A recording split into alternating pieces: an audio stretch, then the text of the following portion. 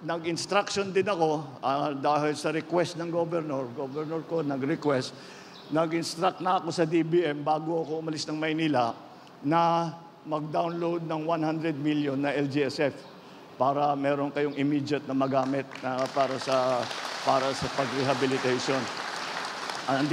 Kaya po, patuloy po, huwag kayo mag-alala.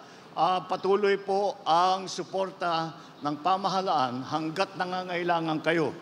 Kahit na matagalan tayo ng konti dahil hindi pa nyo naaayos ang inyong mga tahanan, nakasupport na kami. Kahit umalis kayo sa evacuation center, pero hindi kayo makauwi sa sarili ninyong mga tahanan, ay tuluyan pa rin magsusupply kami nitong family food pack.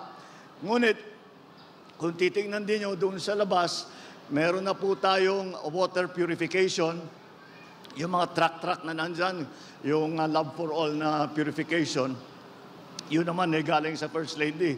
At naiwan dito at nandyan ginagamit natin. Yung DSWD, para naman, mahirap naman yung kinakain ninyo, puro dilata. So, kaya naglagay po kami ng food truck para may mainit naman. Nandun na, may nakapila na. Bukod pa ron, meron tayong cash assistance. Dahil ang bawat pamilya ay iba-iba ang pangangailangan. Kaya hindi naman basta ito lang ang ating ibibigay. Siguro yung mga gamot ninyo, yung mga bibili nyo baby na pagkain ng bata, lahat yan, hindi lahat ng pamilya pangangailangan yan. Kaya magbibigay kami ng cash assistance. Nandiyan po, yung pumipila po dyan, yan po binibigyan tig sa 10,000 para may cash, may pera na magamit para sa inyong pangangailangan.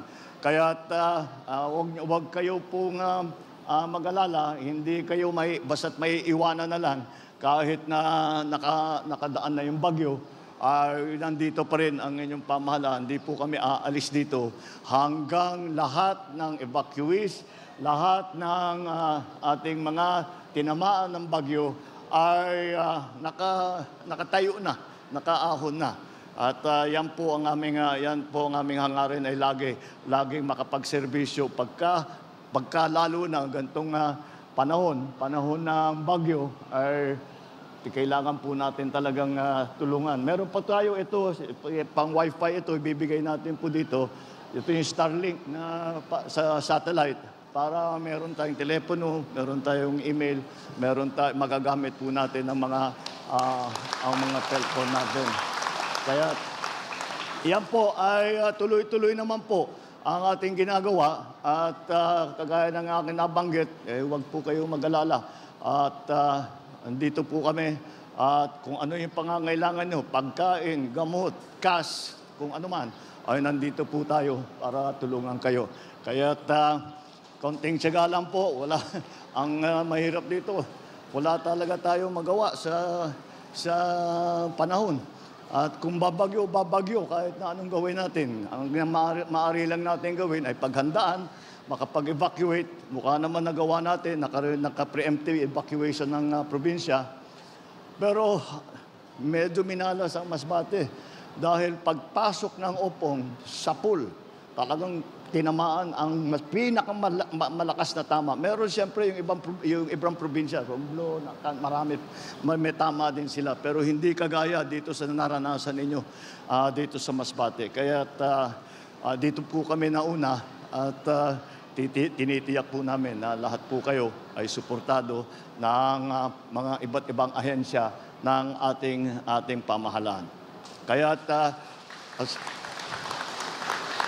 wag po kayong magdadalawang isip. Kung meron kayong pangangailangan, sabihin po ninyo sa sino man na ahensya, sa DSWD, siyempre sa provincial government, sa municipal government, lahat po ay pwede, sa city government, lahat po ay wag po kayong magdadalawang isip. Pag may pangangailangan nyo, kung maibigay namin, gagawin namin, ibibigay po namin sa inyo. Kaya